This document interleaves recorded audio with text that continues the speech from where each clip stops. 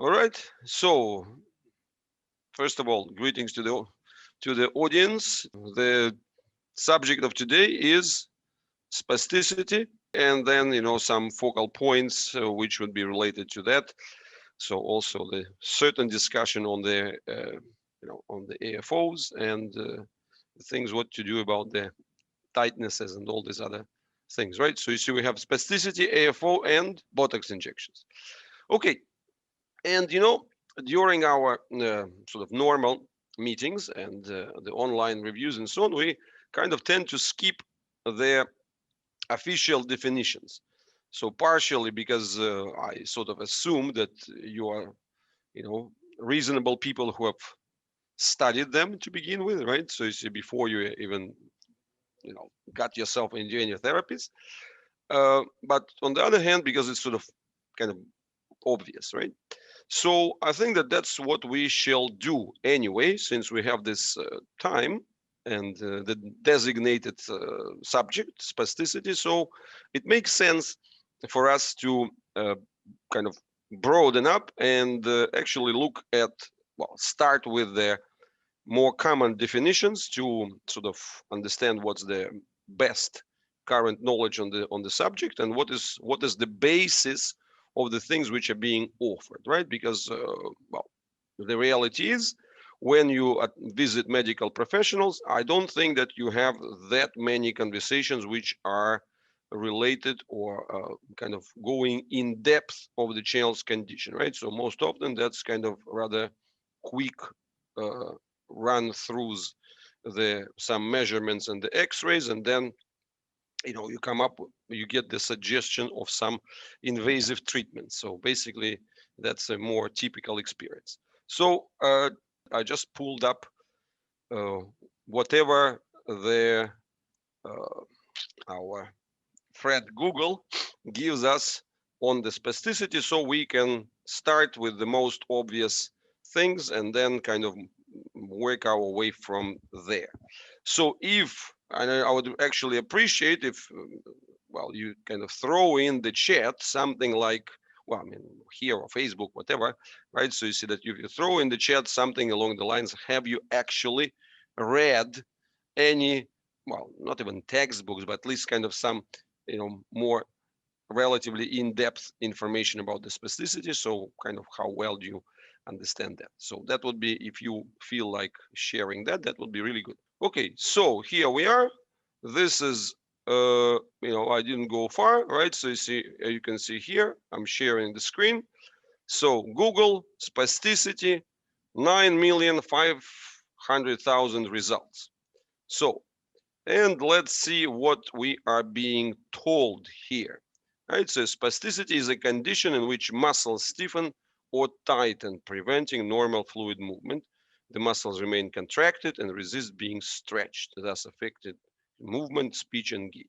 So, and let's put it like this. So this definition is kind of designed to be sort of simplified, right? So, or at least user friendly, but this definition already is immediately setting the very narrow perspective, right? So let's see, because it's a focus on muscles, right?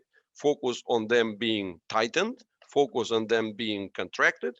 So, and in that sense, the words that you actually use, right? So you see, these words very much define your immediate perception of the condition and your immediate plan of what you are going to do, right? So you see, if somebody tells you, oh, these are the muscles, you say, okay, I have to deal with the muscles, right?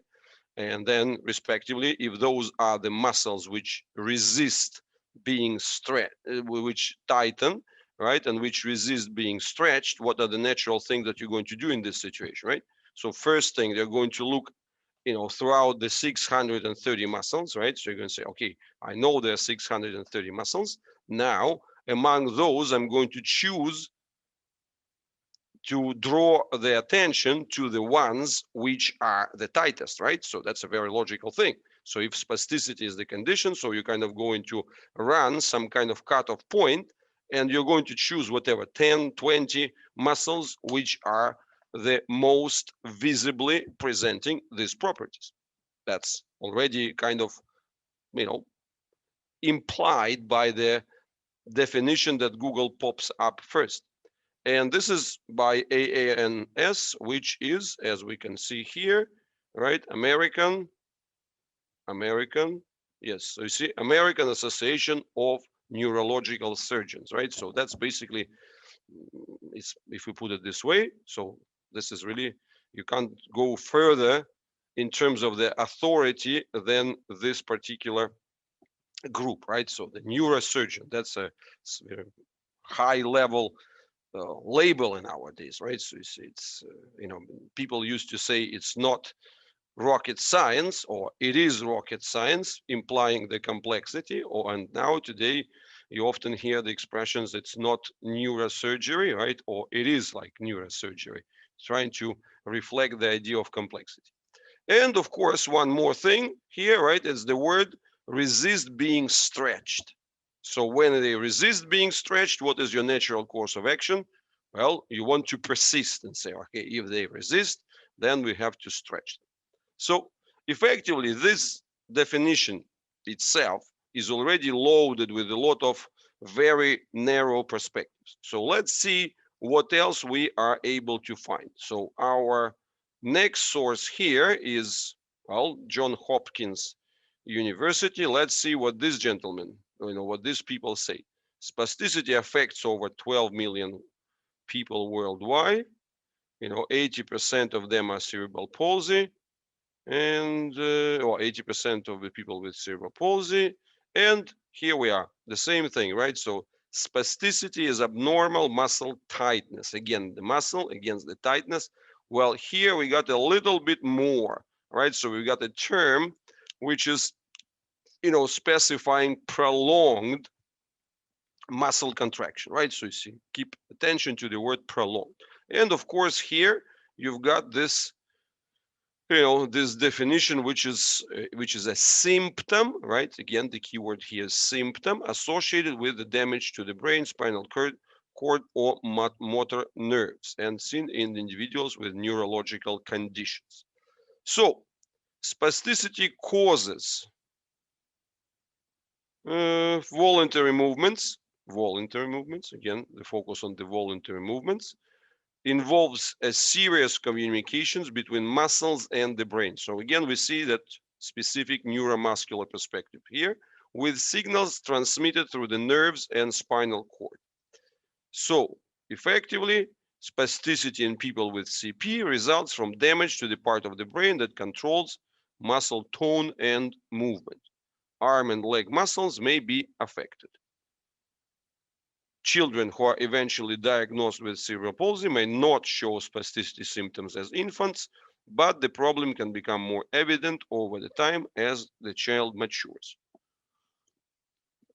Okay, so, and what is being offered here, right? So you see right away here, we got spastic cerebral palsy surgical treatments. So still the same philosophy. Now let's see what these people are going to say. So this is Physiopedia. Actually, surprisingly, Physiopedia gives us more specific and more extended definition, right? So it's actually, I didn't know that. This is a surprise that physical therapists actually give the world, as on the forefront, they give the world a better and more kind of nuanced definition of spasticity than neurosurgeons, right? So that's a little bit counterintuitive, because typically you're supposed to, rate neurosurgeons higher than physical therapists. But as you can see, at least here you got the more extended definition, so we have more to work with, right? So here, please note this term, right? So this term is actually quite old, but this is essential here, right? So it's the word lesion, right? So it starts, so that's where we are actually getting more to the professional definition of spasticity, because the previous ones, they were probably more like the well, like this is more the commoner sort of face of those organizations, so they just try to use the common words to make it sort of as easy as possible. So here we got a more specific set. So lesions to the central nervous system. So lesions are is the kind of, in that sense, is an extended definition which implies not just the damage, right? Because if you just speak about the damage more or less implies some kind of linear and very topical perspective, right? Linear means that the more the damage, the more spasticity, right? And topical, that means that you are sort of supposedly know exactly the areas where the spasticity, which kind of drive the spasticity. In fact, it's much less precise than that. So that's why it's being called lesions, right? So lesions is just so general disordered performance. And in that sense, it reflects the idea that you can have relatively large brain damage and relatively milder disorder, and on the other hand you can have the relatively small or not even detectable brain damage and have a large disorder. And also the topical things, they not necessarily really fit the map very well. So there are some general rules, of course, if you talk about, let's say, hemiplegia. So typically you would be implying that if you've got the visible functional damage and spastic damage on, say, the right side, you would be expecting that this is a contralateral performance or the trouble at the left hemisphere. But when it comes to the quadriplegic condition, diplegic condition, these specifics, they are very, very vague, and they refer more to the type of the condition, right? So you see, let's say, spastic, hyperkinetic, ataxic, and so on, right? So rather than the specific location. So you really cannot tell that this is going to be the spot which is going to affect the hand, or this is going to be the spot on the brain which is going to affect the foot. That doesn't work like that. So that's why just don't get confused by this term lesion. So, and here you got another set of terms. So both positives and negative upper motor neuron syndrome. So let's deconstruct this. Upper motor neuron syndrome, right? So you see that relates to the perceived, like key interpretation of that, right? So you see if the control of the voluntary movement is associated with the designated upper motor neurons. So therefore, that's what being labeled as a syndrome. But please note that the word syndrome doesn't really have any explanatory power, right? So you see the word syndrome just kind of an aggregate term, a fancy term, but in that sense, really, it's just a statement of the fact. There is no meaning or no explanation there. It's just a statement of fact. If we see those things happening together, well, that's a syndrome, right? So a syndrome means several things happening together. So, and here we are looking at the more specific things, positive component and negative component. So what does it mean? Positive.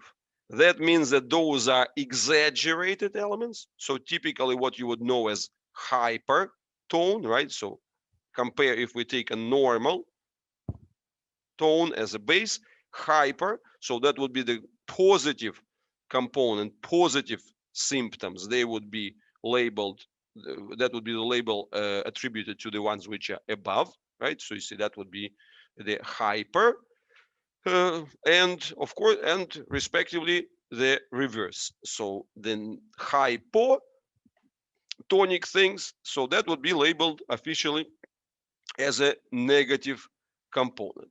So as you can see here, these are the typical things which are related to the positive component. So exaggerated tendon reflexes, right? So you see that's the hypersensitivity, and that is referring particularly to the neurological assessment. If you remember those, so with the hammer and the needle, so basically the proverbial thing, if you tap on the kneecap, right, and then the leg just kind of springs up, so those would be if it springs up, that's exaggerated, right? If it doesn't react, that's a suppressed one.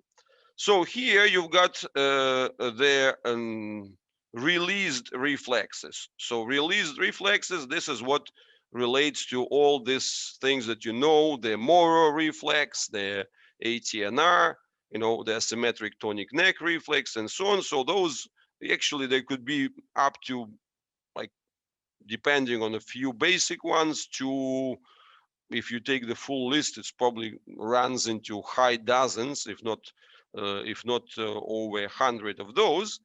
So that's again the logic here, that those are the primitive reflexes that people are born with, and then those ones are supposed to be kind of overlapped afterwards by the higher levels of the voluntary control.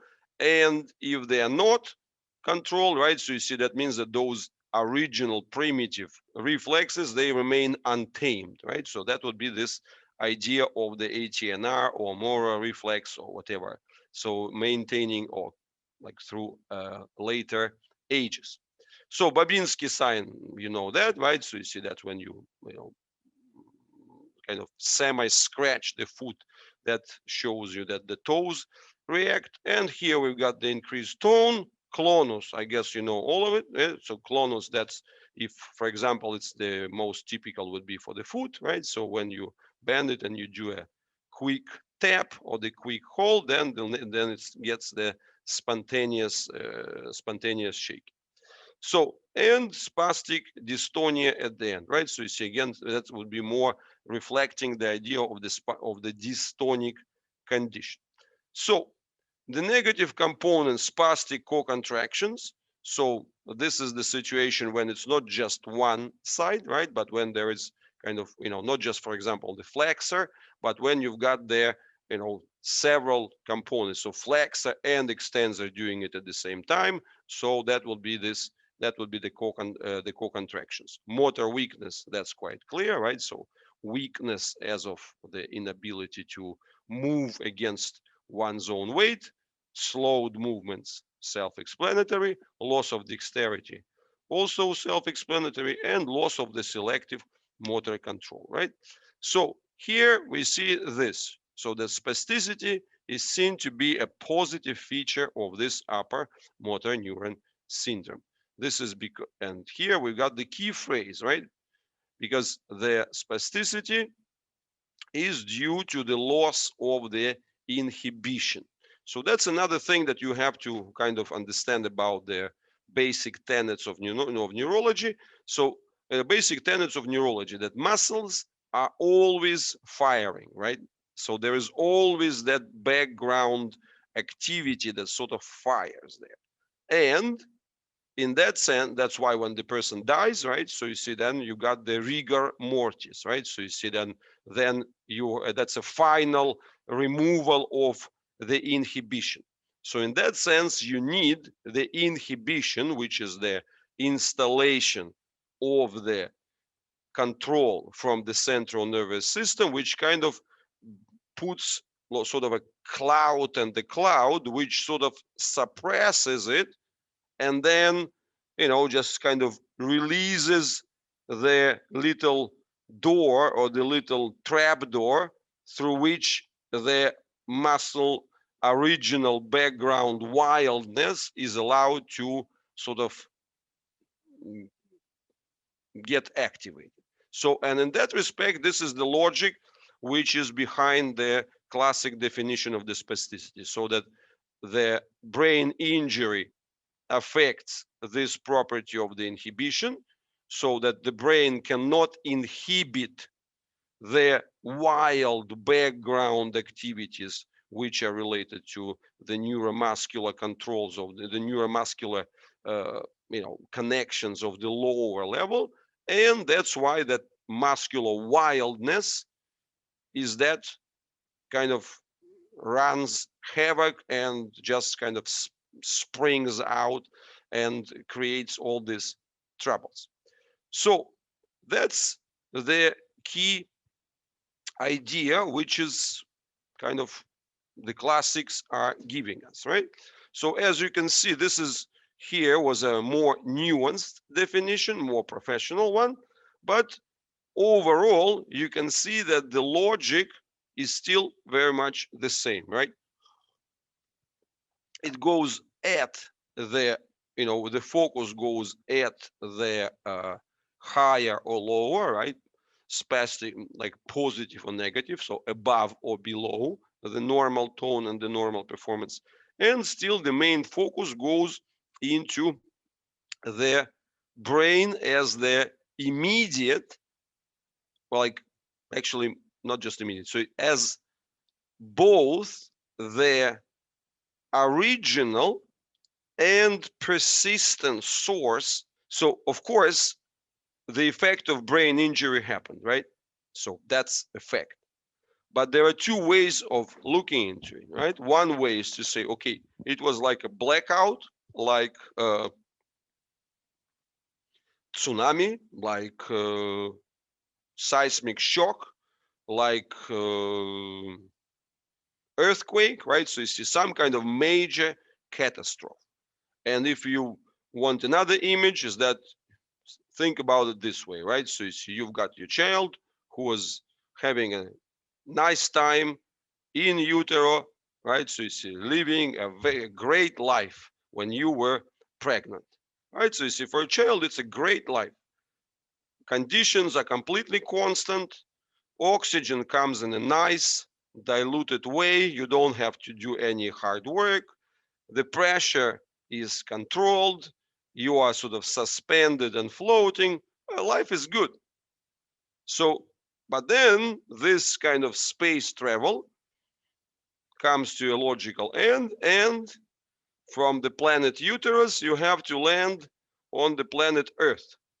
And planet Earth is not that friendly compared to the planet uterus, because on planet Earth, you have wild air, you have wild reaction forces, you have directions, you have all sorts of their, wild momentums, accelerations, all sorts of wild mechanics that you get exposed to. And what happened is that we got two conditions there, right? So you see, when we discuss the genetic and the rare disorders, this is more the situation that something went wrong during the space flight, right? So you see, imagine there was a flight from Earth to Mars, right? And then for whatever reason, halfway through the flight, you got into some radiation shower or some kind of other, trouble and so on, right? So, and that sort of created the damage during the flight, but you arrived towards the landing place, right? And the same thing here, but when we talk about the child with the cerebral palsy, more likely it's been the other scenario when development was more or less normal, but then the child got hard landing. So it could be premature birth, it could be troubles when going through the birth canal, it could be all sorts of things, but the general kind of idea for that, it was a hard landing on Earth. And once it was a hard landing on Earth, the whole system, on the one hand, experienced this kind of shock. And again, because we have kind of, we are soft matter, which represents the properties of solids, fluids, and gases, right? So you see, that's why you can, think of it as anything, right? So you can think of it as the earthquake, you can think of it as the tsunami, you can think of it as the explosion, you can think of it as a blackout, right? So you see, that's just this kind of big catastrophic event upon landing. And now, once that happened, now we have to really make a decision in how we're going to interpret what's going to happen next.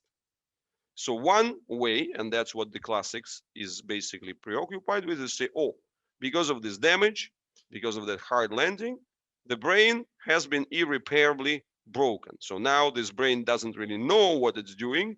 It's kind of sending all sorts of the confused and wrong signals. So this is a brain which is A, doing the wrong things, B, it's doing the wrong things because it's kind of organically broken, and C, of course, it's kind of, we wish we knew how to repair it, but so far we don't know. And because the brain is irreparable, so then it continuously generates those wrong signals and creates troubles. So that's what is the key idea behind the spasticity, right? So you see, this is really the main logic behind that kind of overall doom and gloom that exists in the entire field. Because if you see it as the result of the brain damage, which kind of continuously persists and creates, kind of keep creating new trouble for you, because it sort of keeps generating the wrong information, then you kind of feel absolutely powerless. So you, as a person, let's say therapist, who is doing some physical work, you kind of say, well, I'm doing everything right. My job, what I'm doing seems to be working, stretching or casting, whatever, for the people without brain injury. But, the same work doesn't bring me any results when I work with people affected by brain injury. So what is the most logical answer? Well, it's not because I'm doing something wrong, right, as a therapist, because the brain is just, messed up. And, like, since it's the main boss and the controller internally, well, that's it. You can't really get anything going because everything is wrong. So, and that kind of excuses you as a professional for anything that happens, because you are always a good guy, so who is just kind of fighting against the overwhelming force of nature. And in that sense, you can always just pass the resolution of this whole problem to some kind of, future generations, right? To some people working in some mysterious laboratories, wearing the white gowns and some kind of, I don't know, super masks, and mysterious microscopes, and then all the ones who kind of inventing some kind of nano scale chips, which are going to be the neural links, which are going to replace it. So basically, it's kind of somewhere there in a high tech and kind of and high biotech future, right? And you are just a small person who is just doing your honest best, trying to fight with the overwhelming force of nature. So that's kind of what is their general perspective and the general ethos of the whole approach, right? And you can see that this is clearly reflected through the definitions that we read just upon opening Google, right? So, and in that respect, obviously, what my perspective is, right, and it has to a great extent, it's the exact opposite, right? So my central statement is actually pointing out that if anything, also knowing about the plasticity of the brain, understanding the overall magnitude of the complexity of the tasks that is kind of presented upon the brain. So, and also thanks to the more modern information, understanding that the brain is much more integrated system, which works kind of in a distributed fashion rather than in a very localized fashion. So that kind of brings me to this central and different idea, right? And the central and different idea is that if anything, the brain is your best asset. The brain is your best friend.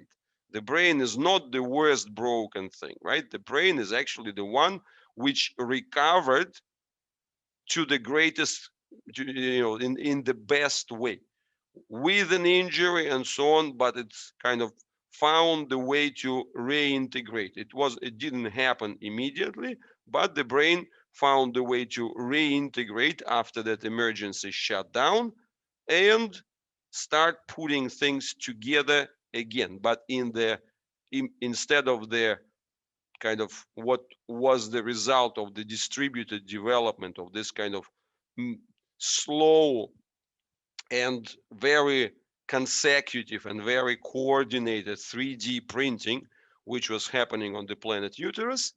So here we now have the emergency situation when the brain has to save the day, right? So in the first point, you are being born, and in other words, you land on this unfriendly planet Earth. You have to breathe, right? You have to breathe, you have to provide the sufficient gas exchange. If you have to provide the sufficient gas exchange, it doesn't matter, right? So you see, I keep bringing this favorite picture of mine, so that it doesn't matter how you are going to bring the diaphragm down, right? But you have to do that.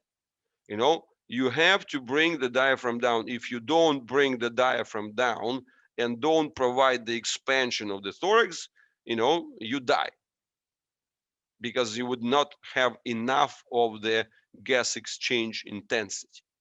So that's the thing. And again, if the healthy situation with diaphragm action is a nice calibrated activity, when is this entire well-connected bag, as it pushes down from within, it also causes the simultaneous kind of spread and the like intense push from within, which then contributes to the development of the back, contributes to the development of the abdomen, contributes to the development of the pelvis, shoulders, and so on. It's like a strong driver from within. So for the person who doesn't have it, so you need to do some emergency activities, right? And emergency activities could be any source. So if it's enough for you to just spread the ribs, to pull it down, and you see, like now we all have the masks somewhere not far, you see, if it's like that, right? And you pull from the sides, right? So you see, if you pull from the ribs, your dome of the diaphragm is going to go down, right?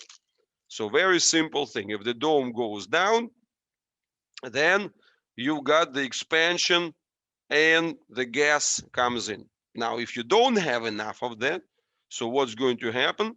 The child is going to recruit some really forbidden reserves, right? So it's going to recruit some movement, some extra drag from the thoracic inlet, right? So you see, this is what we see in the severely affected children: bulging necks, where actually the fascia of the neck would be the ones contributing to that suction process, just to do anything to just bring the additional gas exchange into the lungs, right?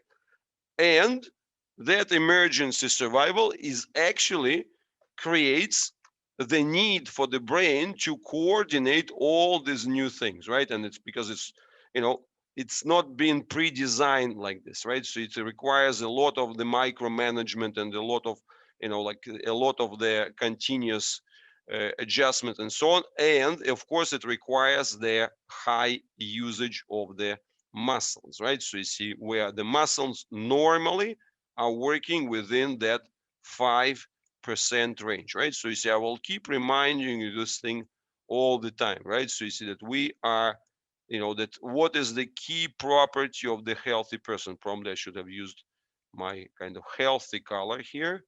Well, let's do this color as the healthy one. So the normal activity of the muscles is 5%. So any 100% of the function that you do, right? So you do it via that 5% muscular engagement. So that means that you're only using 5% of the fibers at any given moment, even for the active ones, and you are only using about 5% of your possible maximum voluntary contraction. That's what you do. So, and of course, if that landing was hard, then you have to survive, right? And you have to rearrange everything. So then in that respect, the brain will have to manage the internal challenges, and it would be doing it with whatever available resources, and therefore, instead of having the use of this kind of just minimal usage of the muscles as just kind of assistant elements in the distribution, the brain will have to rely on the muscles heavily. So that would be my perspective, right? So you see, again, we can see the central difference right here. So my observations over this last 28 years, right? So you see, that has been overall my main conclusion, that the brain is your best friend. It's if anything, it's the brain that recovers first, the brain that recovers best, the brain that shows the best capacity, right? It's always, in that sense, the brain is always ahead in terms of the potential that it has compared with the body.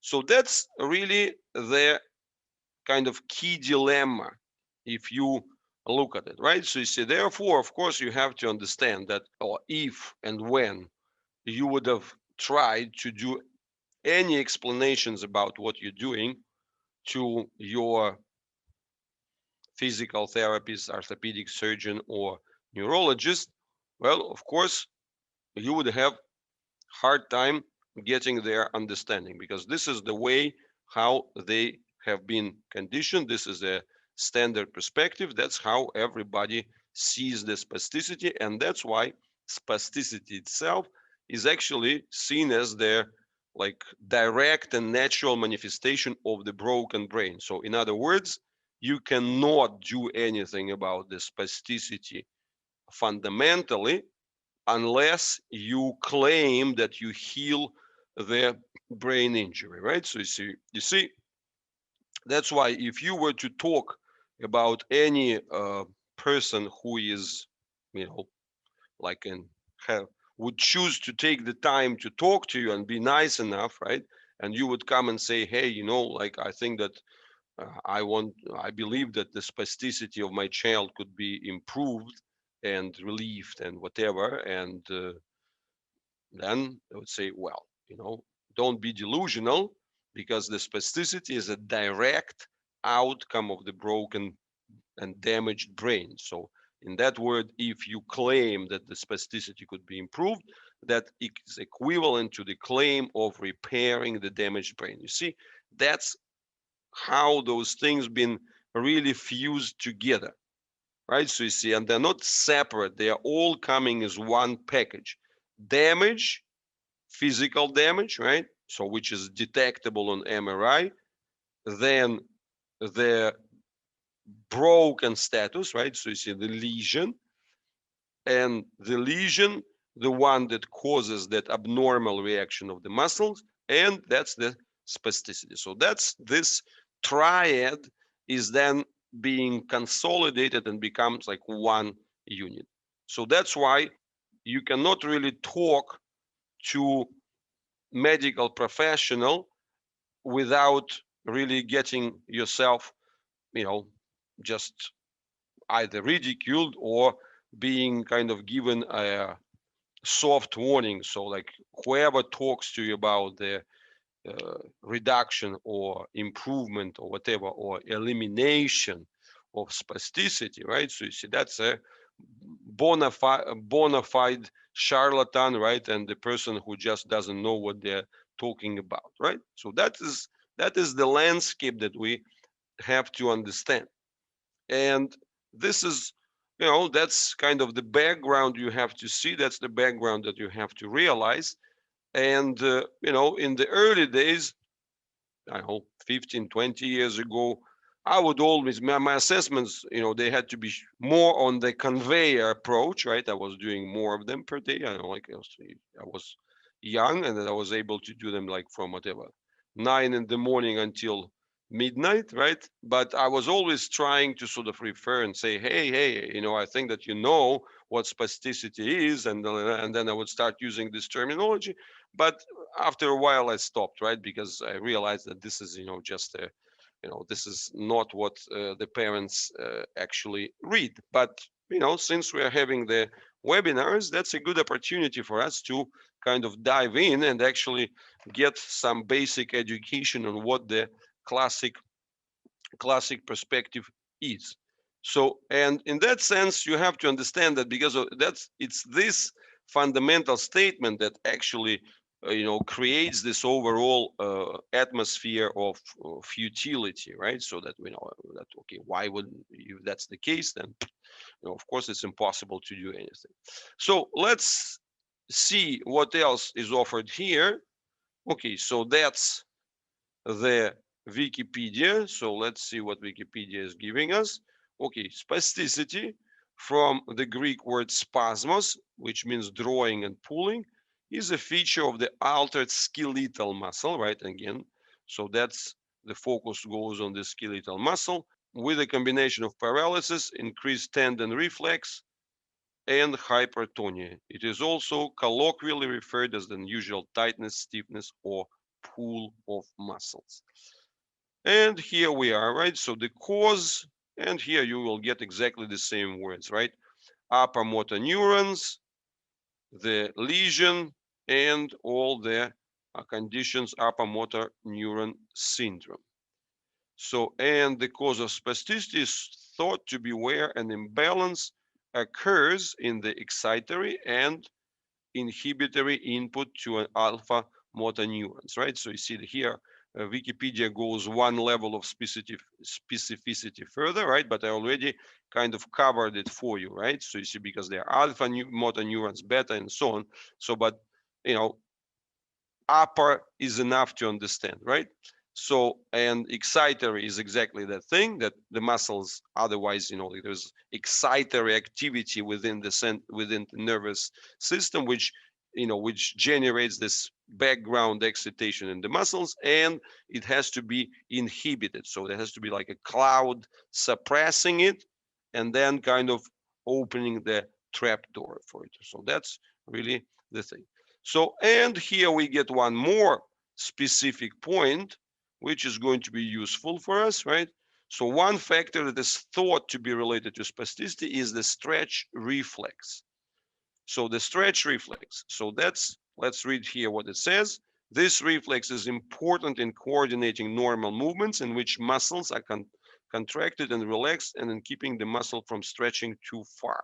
Although the end result of spasticity is problems with the muscles, spasticity is actually caused by an injury to a part of the central nervous system, i.e. the brain or the spinal cord, which coordinates that controls the voluntary movement. So see here we've got this additional word about the stretch reflex. And again, the stretch reflex, this is exactly the point. So you see, whenever you move, see, there is the basic perception of where you are in space, right, is coordinated, or at least the information about it is supposed to come through this stretch reflex, which could be overly, let's say, sensitive or under sensitive, right? So, and that means that if you have a, because if you look at the stretch receptors, it kind of looks like this kind of coil, and as you stretch the coil, right? So the coil has to present that smooth and kind of controlled change of length and tension. So if it doesn't, then you can have, if it's sort of, if it's too easily stretched, then you've got the weakness, right? So you see you've got the flaccidity, paralysis, right? And if the stretch receptor reacts too fast, then you got the spasticity. So that is going to be the important thing for us, right? Because we are going to use this actual point, because this is the observation of the fact, right? So to understand the spasticity in a more kind of mechanical way. So I hope that I covered the basics, right? So you see, you understand that what the kind of fundamental position is of the medical community.